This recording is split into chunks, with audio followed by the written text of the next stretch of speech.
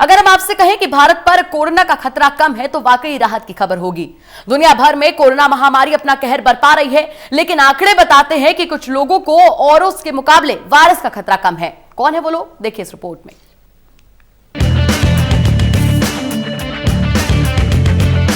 पूरा विश्व इस वक्त कोरोना से जूझ रहा है और कुछ देशों में इस बीमारी ने बेहद कहर बरपाया है।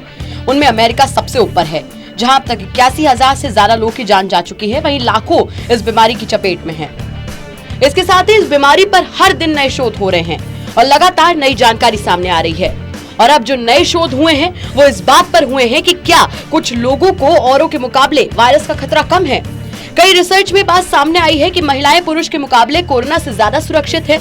तो वहीं कोरोना मरीजों में धूम्रपान करने वालों की संख्या भी कम बताई जा रही है। लेकिन सवाल ये है कि आखिर इसकी वजह क्या है। दरअसल उम्रदराज और पहले से बीमार लोग कोरोना वायरस के आसान शिकार हैं।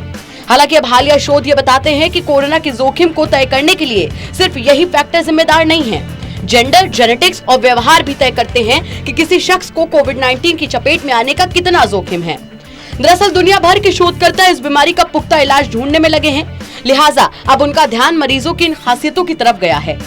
दुनिया भर से जुटाए गए आंकड़े बताते हैं कि महिलाएं न सिर्फ पुरुषों के मुकाबले कोविड-19 से गंभीर रूप से कम बीमार हो रही हैं, बल्कि उनके ठीक होने की संभावनाएं भी ज्यादा हैं।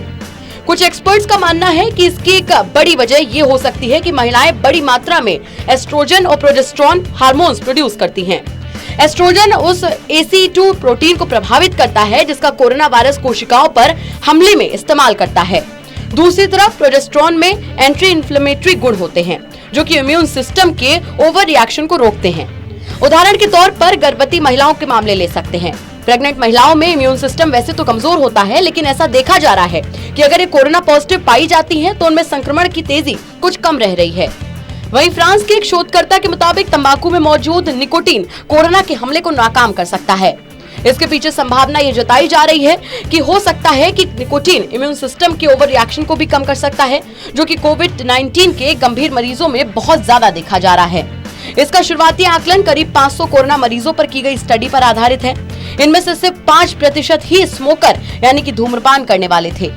डेटा के विश्लेषण से डॉक्टरों ने अनुमान लगाया है कि कोरोना की चपेट में आने वालों में धूम्रपान करने वालों की संख्या कम है। लेकिन इस अध्ययन के आधार पर इस गलतफहमी में बिल्कुल न आए कि धूम्रपान से कोरोना का खतरा कम है। कोरोना को रोकने में निकोटीन की भूमिका हो सकती है, लेकिन धूम्रपान अपने आप में बेहद ज्यादा खतरनाक है। और विशेषज्ञों का ये भी कहना है कि निकोटीन कोरोना के खिलाफ कवच है या नहीं, अभी ये साफ नहीं है। लेकिन पूरी तरीके से साफ है कि धूम्रपान करने वाले कोरोना मरीजों की हालत बहुत ज्यादा गंभीर रह रही है, क्योंकि तंबाकू के धुएं की वजह से उनके फेफड़ों पर पहले से ही बुरा असर पड़ा हुआ होता है।